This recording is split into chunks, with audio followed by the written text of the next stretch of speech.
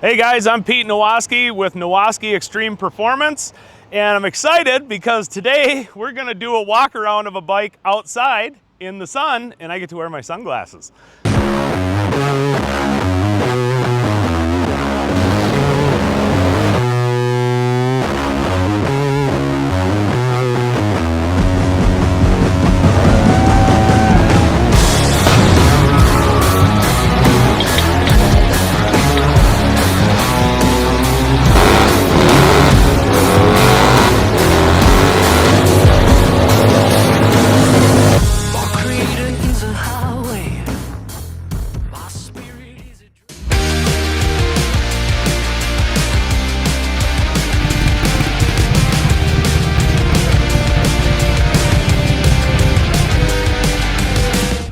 I am standing here today with Bone Crusher.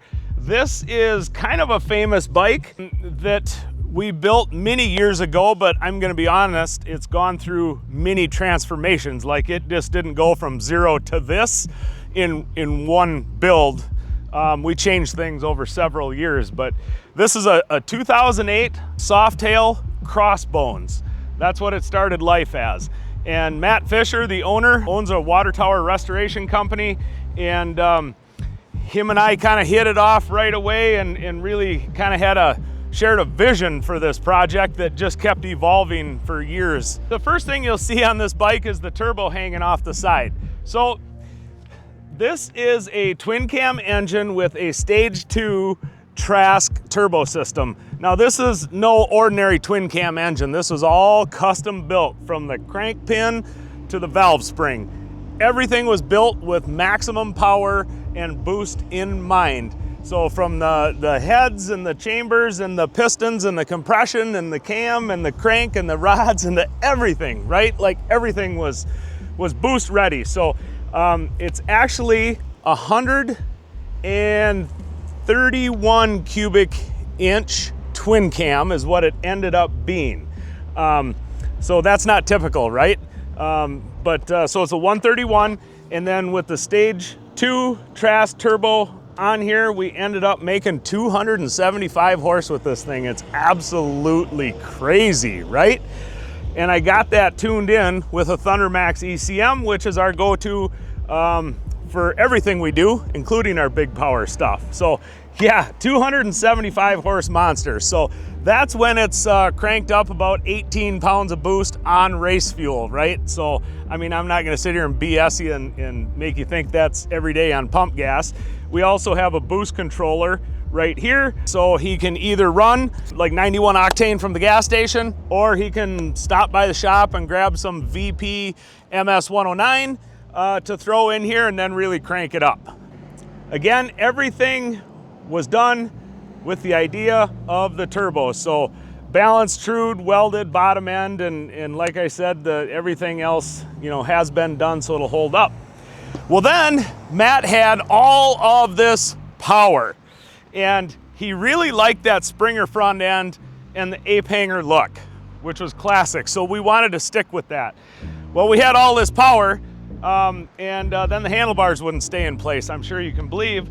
So this is actually our Nowaskey risers on here, and I designed these for Springers. Springers notoriously have bad risers anyway, and with this much power, we had to make something that would work. So these are made out of 70-75 aluminum.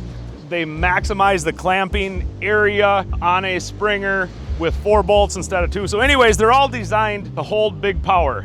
Well, then we know the thing is 275 horse. It goes like crazy. It's like riding a rattlesnake, right? It's sliding and the tire's burning, there's smoke coming off of it, and the front tire's coming in the air, and it's trying to rip your hands off the handlebars all at the same time.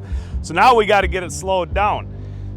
Well, I dreamt up this brake system. So this is actually like a 2019 bagger front wheel with 13-inch Trask axial mount rotors. And then I designed these radial caliper mounts here, dual left and right, for this crossbone Springer front end. And then we welded another mount back here with another drag link for all of this, and it's basically 10 pounds of crap in a 5-pound bag. Like, we had to specially machine the inside of the wheel to have the right bearings to run this axle and this and that and the other thing. And Hoffman fender on here, carbon fiber fender, and it's a lot. And what I think is so cool about it, it contradicts everything about this old Springer front end. I mean, let's be honest, this is way more braking power than this front end could hold. I mean, you literally could fold this old Springer front end if you didn't know what you were doing. So it's just, I really like that personality contrast of the bike, of the classic old with the absolute best of the best modern, which is super cool, and the customer thinks so too, so that's awesome. We got this awesome Headwinds headlight on here. We designed this mount for this headlight for Springer front ends as well, so we get that headlight down and out, get the attitude better. The stock ones were really up high and it looked goofy, so we put this nice custom dash on here with a Dakota Digital analog gauge in it. It also reads boost in here. We have it set up for that, which is pretty cool. Mechanical boost gauge on the handlebar as well. Obviously, that's something you really need to know on a machine like this. We did the really cool Excel coil on plugs on this bike. Again, it's really cool and clean. We eliminated the seat post on here as well. So Matt chose to keep the floorboards and stuff for the classic look on here. Trask Performance floorboards and pegs. So that's super cool here. Trask on the back as well.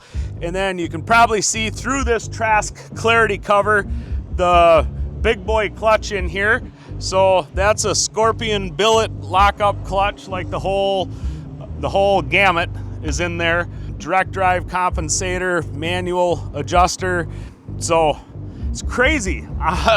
Believe it or not, it's still a stock transmission in this thing. And I'm telling you what, it is beyond me how the transmission has held up. We all know that they're not very tough, and this is 275 horse, and he like rides it like he stole it. It is beyond me why it holds up. It's an anomaly, and it's just kind of become a thing. We're just gonna run it until something major goes wrong, and it just doesn't happen. I guess good maintenance and fluids and all that says a lot, and then like really knowing how to handle something with this much power. I think some people get things that are very powerful and they don't listen to the machine talk back, and they're forcing gears or jamming something, and it just not in harmony with the bike, and Matt very much is. So I think that's why he doesn't have as many problems.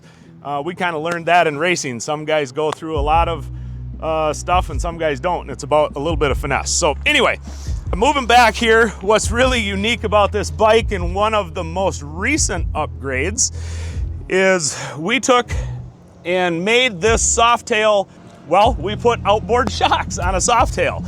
So this is a billet aluminum swing arm that we had polished and anodized black to match the rest of the bike.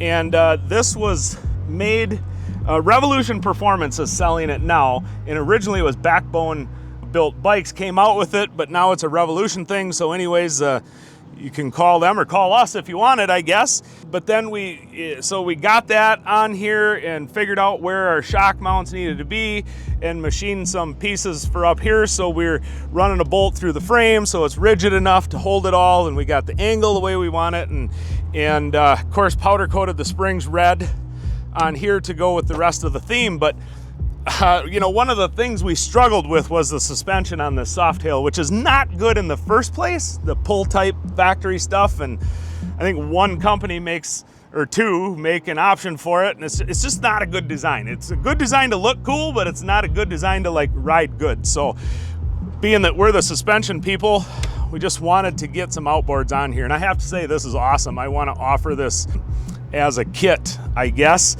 Because there's a lot of guys with heavy hitter Softails out there that would probably enjoy some good suspension, and I think this looks pretty good and is well tested and designed and thought out, and yeah, this could be something someday. We kept the bike black, satin black, and with just some red accents on it, and you'll see that the number 52 is on here.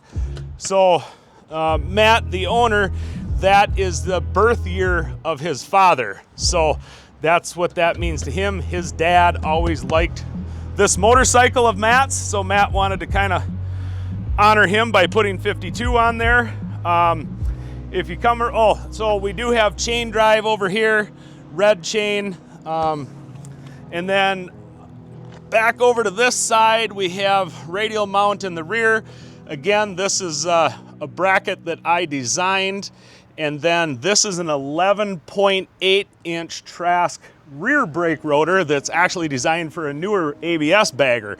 So this was the biggest, heaviest duty rotor available, so I made the bracket to put the Brembo on here, and then we used another trailing link to kind of get it to, so it looks cool, right? I think it looks good, but you could probably put that anywhere around there if you wanted to. So yeah, so this is the famous 2008 Cross Bones, known as Bone Crusher, built by Nowaskey Extreme Performance, and this bike is literally nothing but the best of the best, and it's a collaboration of old school style and modern performance all in one. So I think this is a great example of the last 20 plus years of Nowaskey and in the motorcycle industry.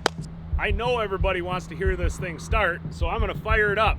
But we gotta let it run for a minute and warm up before I can rev it up or ride away with it. So just know that.